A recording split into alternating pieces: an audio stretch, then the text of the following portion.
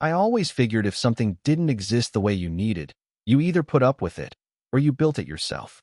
And, well, after a lifetime of wrangling tractors and hauling half-rotten hay bales up these old Texas roads, I'd had my fill of putting up with it.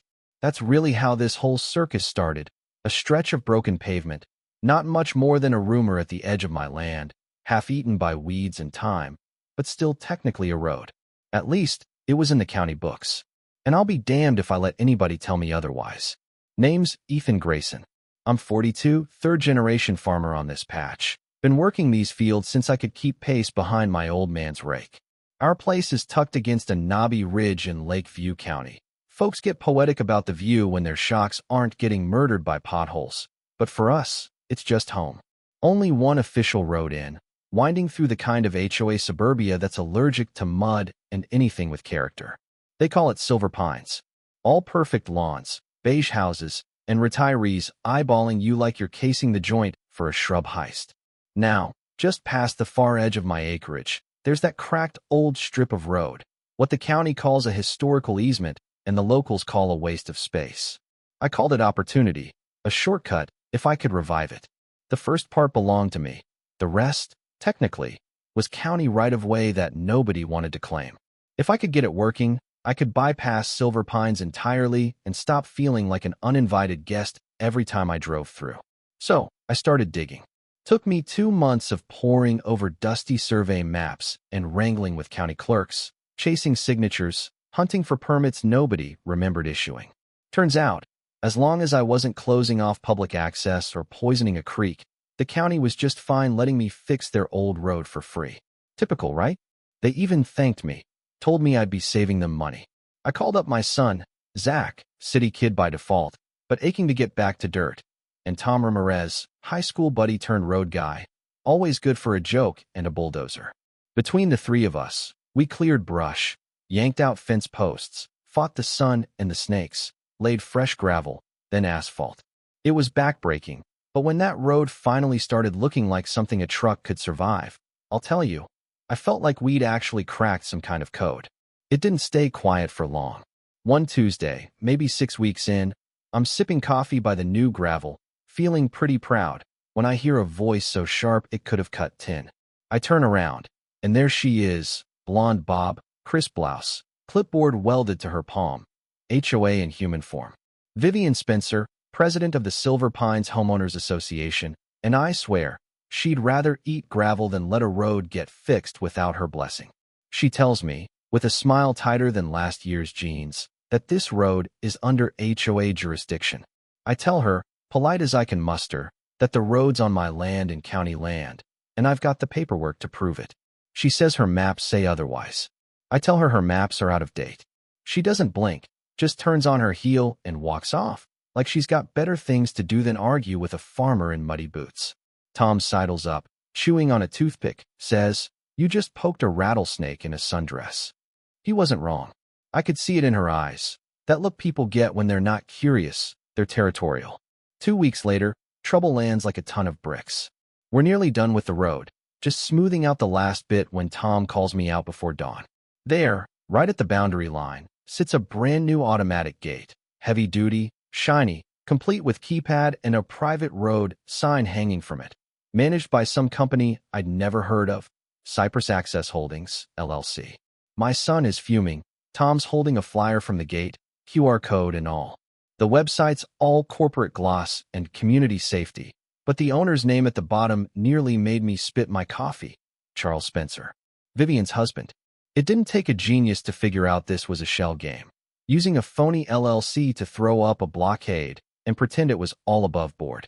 So I march down to the county office, get the runaround from a clerk who looks barely old enough to shave. They'd rubber-stamped the installation because the HOA sent in a letter of support. Signed by Vivian, of course. She'd claimed, on official letterhead, that the land was under HOA maintenance, that the road was community property, and the county, happy to dodge a headache, just nodded along. I try the keypad, locked. The number on the website? Just a voicemail promising to get back in 72 business hours. Trucks start getting turned away. Mailman grumbles, but leaves my stuff at the gate. My suppliers reroute. Zach wants to sue, Tom wants to fix the gate with his welding torch, but I want proof. So I call Loretta Vale. Now, Loretta's an old land lawyer, tough as barbed wire and twice as prickly, someone you call when you want the gloves off. She's at my place by dawn, going over every scrap of paper, drawing battle plans on legal pads, asking about a zoning commissioner named Landon Myers and a developer called Magnolia. Seems this wasn't just about a shortcut. Someone wanted my farm out of the way for a big logistics hub. Then comes a twist. Magnolia's people show up. Slick guy in a tailored suit offers me a fat check for the land, acting like the gate was just a miscommunication.